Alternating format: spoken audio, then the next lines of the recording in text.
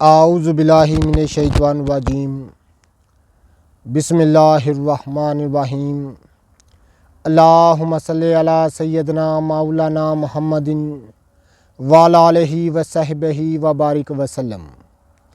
تمام تعریفیں رب العزت کی ہیں جو تمام جہانوں کو پالنے والا ہے، جس کی تمام جہانوں میں بادشاہت ہے، جو تمام مخلوقات کی شکل و صورت بنانے والا، ان کو رزق دینے والا ہے۔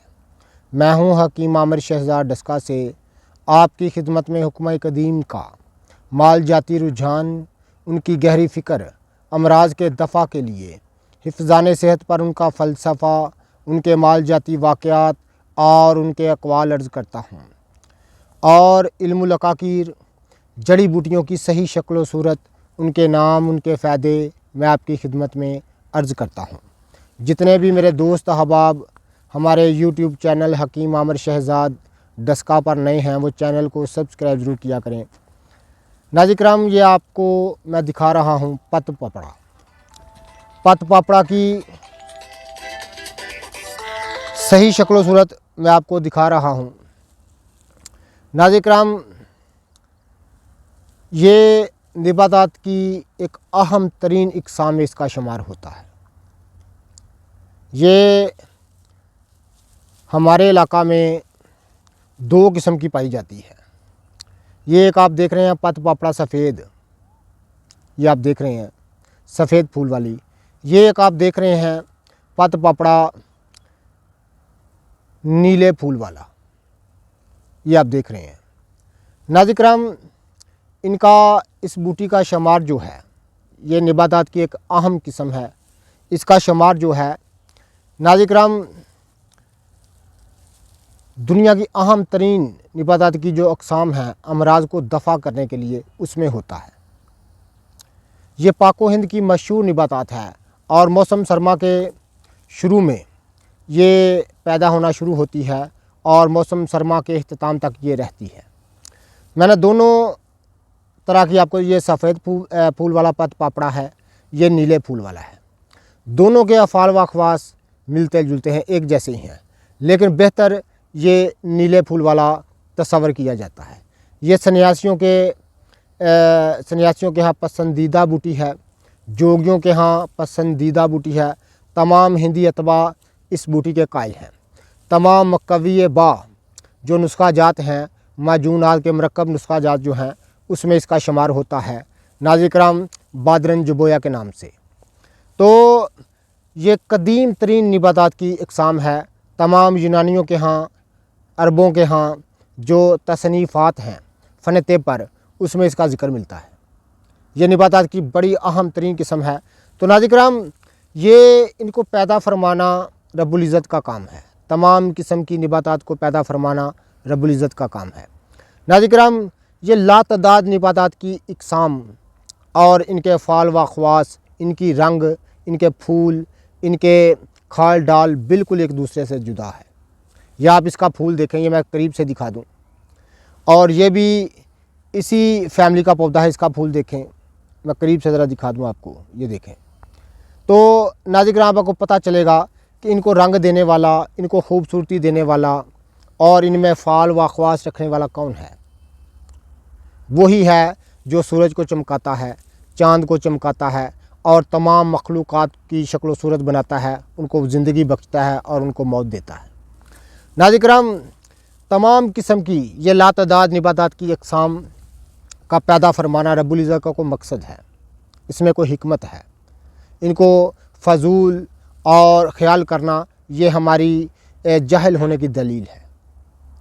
تو ناظرین کرام، کوئی چیز نے کمی نہیں قدرت کے کارخانے میں۔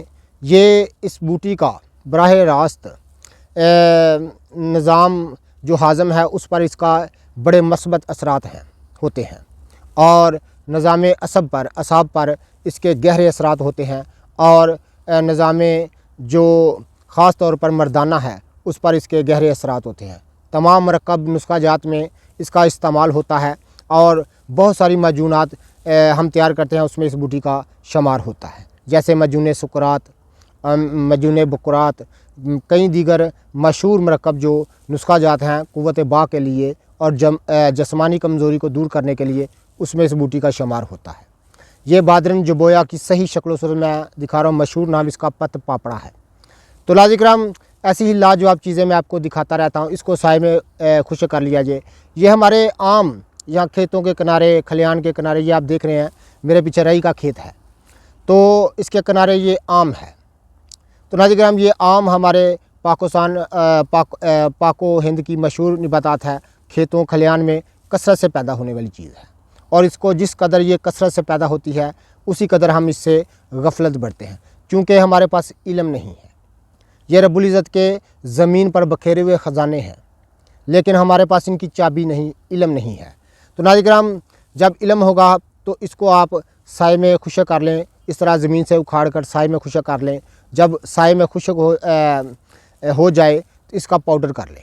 اس کا پاؤڈر 50 گرام اکر کرا 50 گرام دونوں کو ملا کر ناظرین کرام ایک ماشا صبح ایک ماشا شام کو دودھ کے ساتھ کھانے سے بے انتہا جو ہے مردانہ طاقت میں اضافہ ہوتا ہے، ضعف بعد دور ہوتا ہے، بعد کی کمزوریاں، مردانہ کمزوریاں دور ہوتی ہیں، اور شہوت کھل کر آتی ہے، اور مادہ منویہ کے بہت سارے نقص اس سے دور ہو جاتے ہیں۔ تو ناظرین کرام، ہم ان چیزوں کو بھولے بیٹھے ہیں زمانے کی جدت کو دیکھ کر، کہ زمانے کی جدت میں بڑا کچھ ہے، لیکن دراصل ہم دھوکے میں ہیں۔ یہ ہمارا قدیم جو ہماری ثقافت تھی اس سے یہ تمام چیزیں جڑی تھی، یہ علاج معالجہ جڑا ہوا تھا، لیکن ہم نے اس کو ترک کر دیا۔ ہمارے آباء و اجداد ان چیزوں سے اپنا علاج کیا کرتے تھے اور صحتیں بہت اچھی ہوا کرتی تھیں۔ آج ہم نے ان چیزوں سے منہ موڑ لیا ہے اور بری طرح ہماری صحتیں متاثر ہوئی ہیں۔ میرا پیغام ہے نئی نسل سے، ہم ان چیزوں کو جانیں، ان چیزوں کو پہچانیں اور ان چیزوں سے فائدہ حاصل کریں۔ یہ رب العزت کے خزانے ہیں، اور ان کو پیدا فرمانا رب العزت کا اپنی شان کے مطابق ہے۔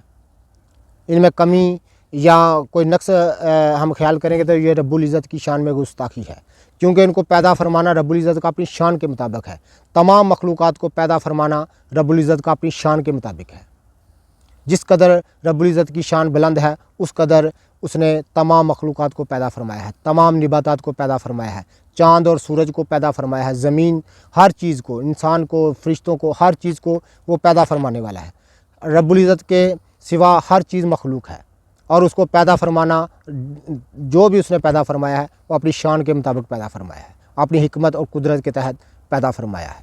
تو ناظرین ہم صرف فقط ہمارے پاس علم نہیں ہے تو ہم ان چیزوں کو جو ہیں وہ طرف دیکھتے نہیں، تو ہمیں چاہیے کہ ان طرف دھیان کریں۔ اپنی نئی نسلوں کو میں پیغام دیتا ہوں کہ یہ قدرت کے خزانے ہیں، ان میں صحت کے بھرپور خزانے ہیں، لیکن ہماری توجہ نہیں ہے۔ ذرا آپ کی توجہ چاہیے۔ جتنے بھی میرے دوست احباب ہماری ویڈیو کو پذیرائی دیتے ہیں ان کا بہت بہت شکریہ۔ اللہ حافظ۔